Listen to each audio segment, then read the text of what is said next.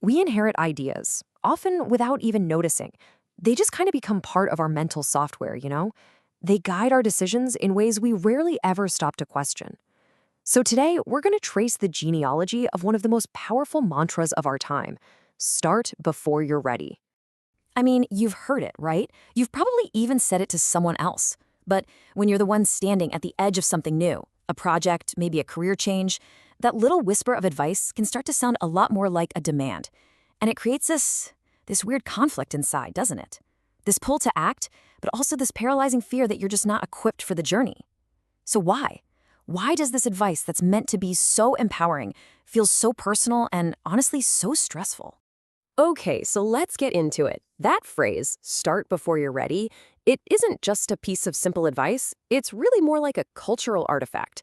It's an idea we've all inherited from some very specific places and for some very specific reasons. And to really get it, we've got to look at its family tree. You know that feeling? It's like being handed a destination, but with no map? The consultant Leslie Bosserman has this great phrase for it. She calls it being on the someday aisle. It's that mental place where you're just kind of browsing future possibilities, but never really committing to anything. And the advice to just start is meant to push you off that aisle, right? But the problem is, without the original context for that advice, you're just stumbling around in the dark. Right. So to even understand why this advice exists in the first place, we need to look at the psychological forces it's designed to fight against. You know, that feeling of being stuck. Well, it isn't just a feeling. It actually has these deep, identifiable roots right inside our own minds. First up is something called analysis paralysis. This is that state where you overthink every single possible outcome until you literally can't make a decision at all. And what's really counterintuitive here is that some research suggests higher intelligence can actually make this worse. Why? Well, because a smarter mind can simply imagine more ways for things to go wrong.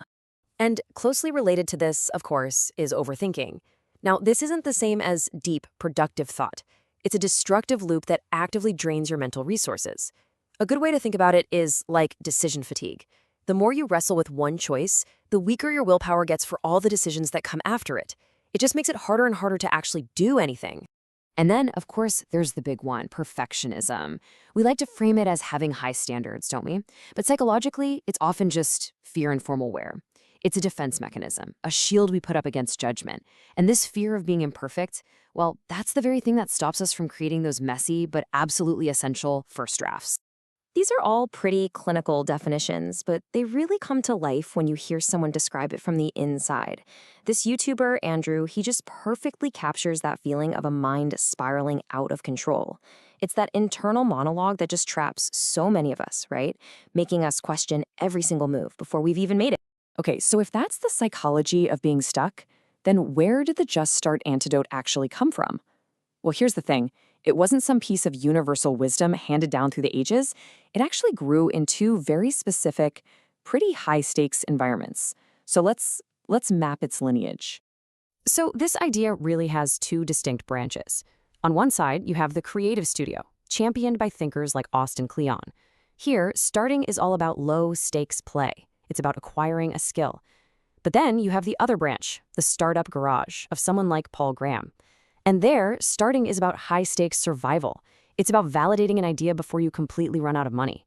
The goals, the risks, the entire environment, they're fundamentally different. Jeff Bezos' framework is a brilliant illustration of this startup mentality. See, he doesn't apply start fast to everything. He actually divides decisions into two types. Type 1 decisions are what he calls one-way doors. These are the big, irreversible choices that you have to make slowly and deliberately. But type 2 decisions, those are two-way doors. They're reversible.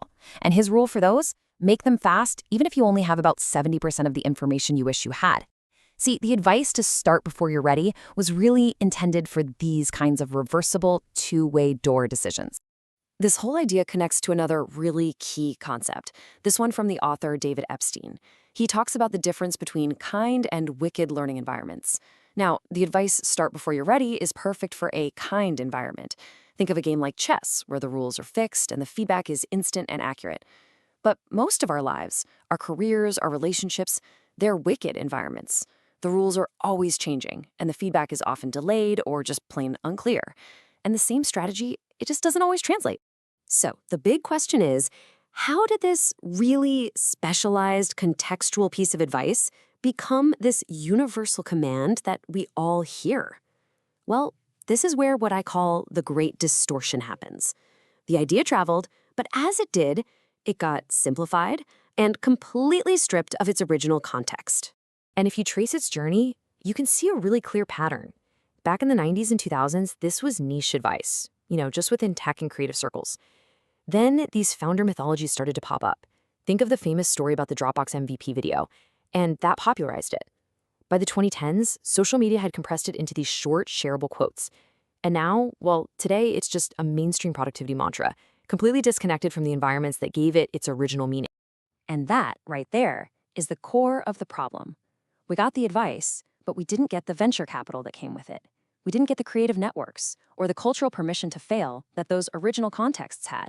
So we're out here trying to apply Silicon Valley logic to our personal lives, where failure doesn't just mean a pivot. It can mean real, actual, lasting consequences. And you can see the crucial difference here. In Silicon Valley, failure is an expected part of the process. It's just a data point for the next attempt, and it's buffered by capital and networks. But in the real world, for most people, failure can feel like a threat to our very identity. It can carry real financial and social costs. The risk, it's just not the same, not at all. So, what do we do with all this? Well, the answer isn't to just reject the idea entirely. Instead, we can learn to adopt it selectively. We can become the conscious architects of our own set of guiding principles. Basically, build our own genealogy of ideas. A much more strategic approach might look something like this. First, start small, not exposed. You want to test your ideas in safe, low-stakes environments. Second, seek feedback, not validation. The goal here is to learn, not to prove that you were right all along. And third, replace that vague, fuzzy goal of being ready with something concrete, like the next testable step. Ultimately, it really all comes down to this one thought. We aren't just passive recipients of ideas. We have agency. We get to choose our own intellectual influences by the books we read, the people we decide to listen to, and the systems we choose to participate in. So just take a second to reflect on that. Think back for yourself. Was it a teacher, a book you read, maybe just a post you saw on social media? Where did this idea, this pressure to start before you're ready, first take root in your own mind? And now for a slightly tougher question. Who actually benefited from you believing this? Was it really you? Or was it a broader productivity culture that values relentless action, maybe over thoughtful reflection? And all of that leads us to the final and really the most important question. Now that we've traced its origins, now that we understand its context, you get to decide. Does this idea, in the form we usually hear it, truly deserve a place in your personal genealogy? Your ideas aren't random. They're built. They come from people, from experiences, from entire systems. And the real power lies in recognizing that you can be the one to curate them, to question them, and to build your own intellectual framework, consciously. If you'd like to listen, the full audio for this is available on all the major podcast platforms. We have new episodes out from Saturday to Wednesday. And next time, we're going to explore the genealogy of another really powerful idea, the 10,000-hour rule.